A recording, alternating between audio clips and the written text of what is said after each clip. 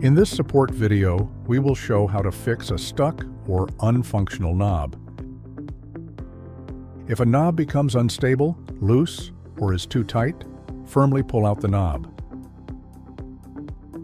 Look for the thin metal insert inside the black casing.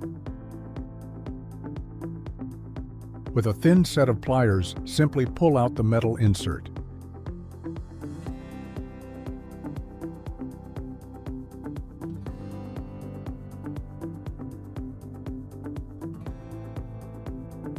With your new part, simply place back into position, ensuring it is fully inserted.